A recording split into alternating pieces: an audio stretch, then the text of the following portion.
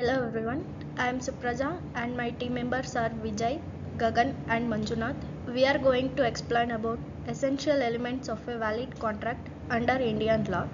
It explores the critical components that make an agreement legally binded under the Indian law. Next, introduction. Meaning of contract.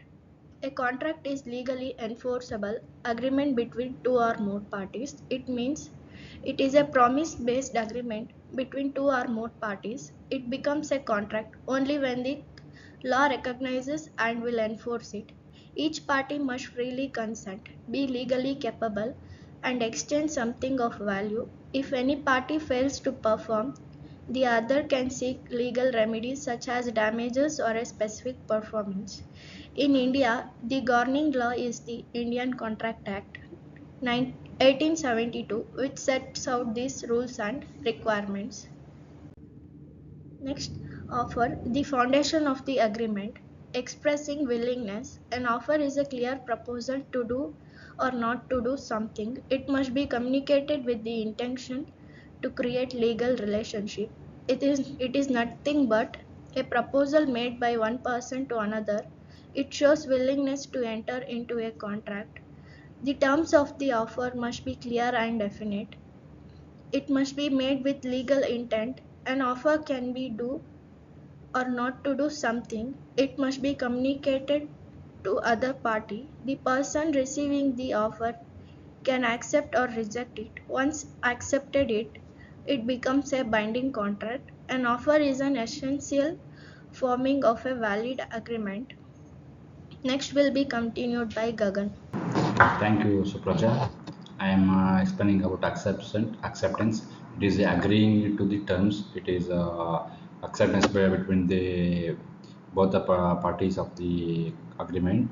Coming to the points, signifying assent. It means acceptance occurs when the person to whom the offer is made in the called as the offeree agrees to all the terms of the conditions of the offer, and it shows their intention to be bound by the agreement. There should be no changes or condition added in the after the acceptance. And coming to the unbiased, it means the acceptance must be clear at the time of an agreement, and it must be clear and definite and unconditional, and it should exactly mirror to the terms of the offer.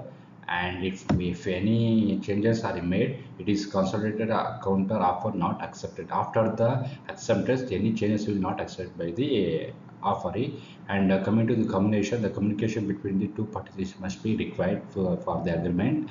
Acceptance is only complete when it is communicated to the offer. Silence or unexpected agreement does not amount to the valid contract or valid acceptance. The communication can be written or spoken or through conduct, but the each of the offeree. And next come to consideration, it is the exchange of the value. Under exchange of value, the quo pro quo. It means each party must provide something of value. In consolidation means the both parties to a contract must give and receive something of value. It is essentially element that the distinction of a contract from a mere promise. And for example, one party is may offer money, will the offer other offers goods or services to buy or sell. And coming to next one, moral value.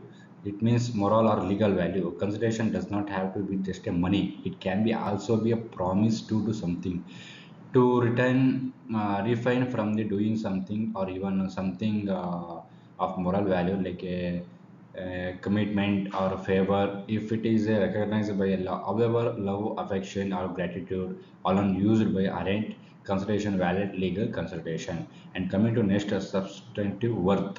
It means it must be have a measurable worth.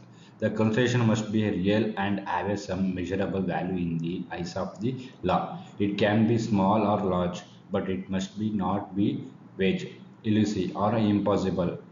Uh, Court generally does don't question the fairness of the amount as long as something valuable in exchange. And next coming to the capacity, it means the competency of the contract.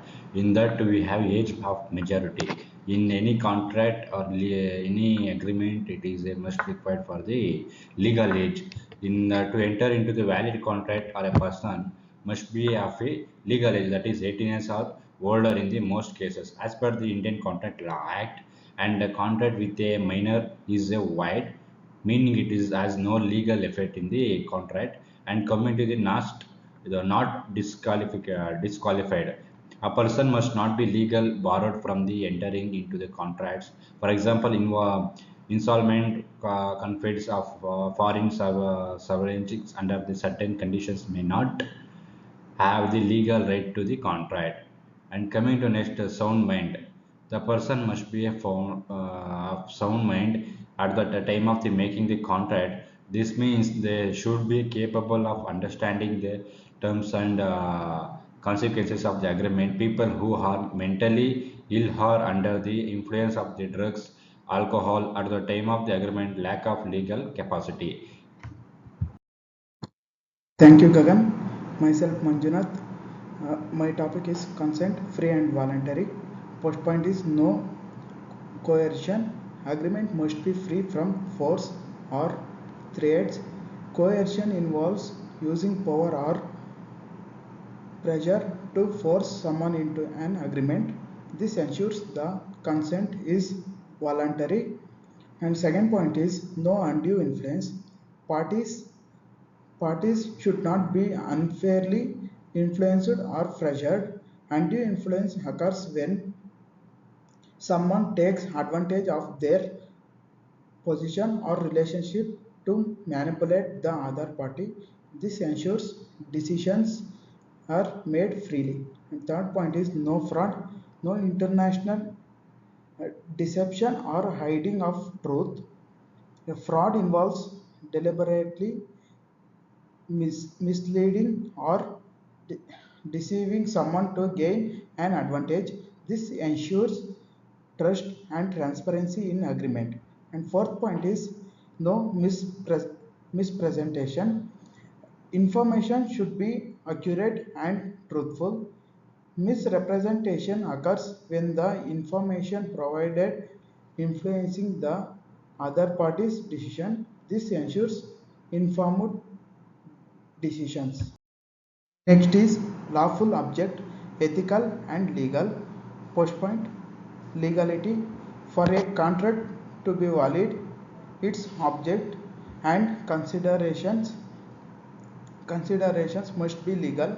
This means it should not involve anything that is prohibited by law, such as selling illegal drugs, trafficking, or hiring someone for unlawful act. If the contract involves something illegal, it will be considered void and unenforceable in court. And second point is ethics. A contract should be based on honesty and fairness. It must not involve fraud, deception, or unethical practice such as hiding important facts, misrepresentations, or coercion. Even if a contract seems legally valid, if it's formed through unethical means, example, tricking someone into signing, it can be challenged or invalidated. And third point is morality. The contract should not go against the accepted standards of morality or public interest.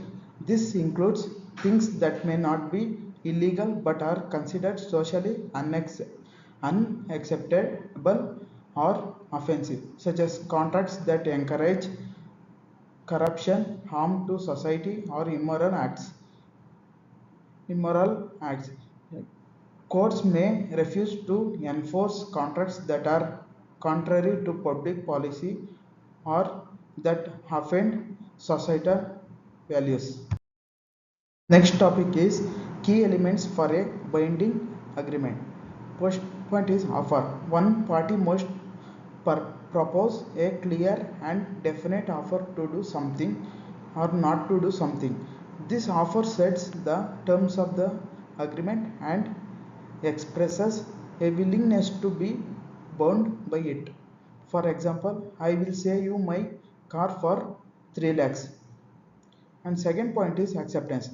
The other party must accept the offer exactly as it was made without changes. This creates mutual consent. If the acceptance modifies the terms, it becomes a counter offer, not acceptance. And third point is consideration. There must be something of value exchanged between the parties. It could be money, service, goods, or a promise to act or refrain from acting. Consideration shows the both parties are giving something up in the agreement. And last fourth point is capacity. The parties must have the legal ability to enter into a contract. This means they must be of sound mind, not minors, and not disqualified by any law. If someone lacks capacity, example due to age or mental illness, the contract may be void or voidable. A valid contract must have all four elements. If anyone is missing, the agreement may not be legal and legally enforceable. Thank you. Next will be continued by Vijay. Hi, my name is Vijay Kumaran. I will explain about case law of example of Mahori Babe versus Damodar Ghosh. Point was contract with a minor is void. The year was 1903. Issued validity of a contract with a minor. Ruling the Privy Council held that contract with a minor is void up into wide from the beginning. Impact established a key principle in Indian contract law that minors lack of contractual protecting them for a explanation. The explanation of the law of example for Mohari Babe versus Damodar Ghosh case law was Damodar Ghosh was a minor under 18 years when he made a contract. He mortgaged his property into the money lender to borrow money at the time of the agreement. The lender knew that Damodar was a minor. Later, Damodar Das refused to repay the loan. The claimed the contract was invalid. The lender approaches the court to recover his money. The main question was, can a minor enter into a valid contract? According to Indian contract law, a person must be of legal age to enter a contract. The Privy Council reviewed that case and gave a historical judgment. It ruled that the contract was void, been to the invalid from the start. A minor does not have a legal capacity to form a valid contract. Therefore, any agreement made by a minor is not legally binding. The lender could not recover the money given in the contract even if minor receive a benefit. The law protects them from legal liability. This decision was based on need to protect a minor from explanation of the ruling. The principle of the contract capacity is Indian law. It also claimed that no compensation could be claimed from minor for a void contract. The case became a landmark in Indian contract law. It set clear example for future case involving minor. Today, this judgment is sitting followed in Indian court. It ensures that minor are legally safe from unfair or harmful in the contract. Next, coming to the conclusion part, a valid contract under Indian law must fulfill key elements such as offer, acceptance, lawful consideration. The in the intention to create legal relations, parties must have the legal capacity to contract, and the agreement must be for a lawful purpose. Pre-consent is circular. Contract formed by concern, fraud, or a misrepresentation are not valid. The agreement must not be expressly declared. void under the Indian Contract Act 1872. Without those essential elements, the contract cannot be of, enforced by a law. Thank you.